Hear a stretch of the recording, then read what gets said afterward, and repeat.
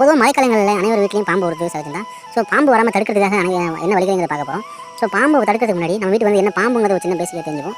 So பார்த்தீங்கன்னா என்னென்னா, இப்போ நீங்கள் நம்ம பார்க்குறது வந்து பார்த்தீங்கன்னா பாம்புகளின் ராஜா இவர் தான், ராஜனாகும். ஸோ இது பார்க்காதவங்க பார்த்துக்கங்க. அடுத்து பார்த்தீங்கன்னா கண்ணாடி விரியன். இந்த கண்ணாடி விரியன் வந்து பார்த்தீங்கன்னா மேலே வந்து பார்த்தீங்கன்னா கண்ணாடி மாதிரி இருக்கும். இது வந்து மேக்ஸிமம் வந்து பார்த்தீங்கன்னா செம்மண் மண்கள் வந்து பதிஞ்சிருக்கும். இது வந்து மேக்ஸிமம் காடுகளில் இருக்கும். காடு நிறைந்த பகுதியில் ஏதாவது வீடு கட்டியிருந்தால் இந்த விஷப்பாம்பு வந்து இருக்கும். இது ரொம்ப விஷத்தன்மை உடையது தான்.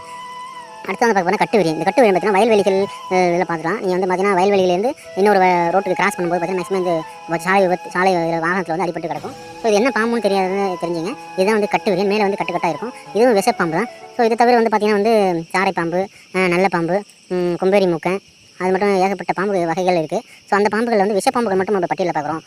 பாக்ஸ் 1, 2, 3, 4, 5, 6 வந்து பார்த்தீங்கன்னா எல்லாமே விஷப்பாம்புகள் தான். ஸோ அந்த விஷப்பாம்புகள் பார்த்த பிறகு என்னென்னா, வீட்டுக்கு வந்திருக்க பாம்பு வந்து மேக்ஸிமம் வந்து நம்ம வீட்டுக்கு வந்து தெரிய இடத்துல சின்ன ஹோலில் ஏதாவது போந்துட்டுனா அது என்ன பாம்புன்னு தெரியலனா மேக்ஸிமம் நல்ல பாம்பு வந்து பார்த்தீங்கன்னா சத்தமிடும், கொஷின் சத்தமிடும். ஸோ அந்த பாம்பு வந்து பார்த்தீங்கன்னா அந்த சத்தத்தை வச்சு நம்ம வந்து அறிஞ்சிக்கலாம் நம்ம வீட்டுக்கு இருக்கிறது வந்து நல்ல பாம்பு தான். ஸோ இது உடனடியாக வந்து நம்ம தடுக்கிறதுக்கு என்ன வழிகள்னா, ஸோ ஹோலில் வந்து பார்த்தீங்கன்னா ஒரு 100 மில்லி ஆயில் எண்ணெய் நல்லெண்ணெய் வந்து எடுத்துக்கிட்டு அதில் 1 லிட்டர் 2 லிட்டர் தண்ணி கலந்து அந்த ஹோலில் ஊற்றினாவே போதும். அதோடைய எஃபெக்டில் வந்து பார்த்தீங்கன்னா ஆட்டோமேட்டிக்காகவே வந்து பார்த்தீங்கன்னா வந்து உங்களுக்கு பாம்பு வெளில வந்துடும். நீங்கள் அதை வந்து வனத்துறையில இல்லை தீர்மத்தில் ஒப்படைச்சிடலாம். அடுத்து பார்த்தீங்கன்னா வீட்டை சுற்றி கல் உப்பு, மேக்ஸிமம் கல் உப்பு வந்து எவ்வளோ கல் உப்பு போடுறதுன்னு யோசிப்பீங்க. அதாவது பாம்பு அடிக்கடி வந்தால் மட்டுமே இந்த கல் உப்பு போடணும். அது மட்டும் கள்ளிச்செடி இதெல்லாம் வந்து பார்த்தீங்கன்னா இருந்தனா பாம்புகள் வராது.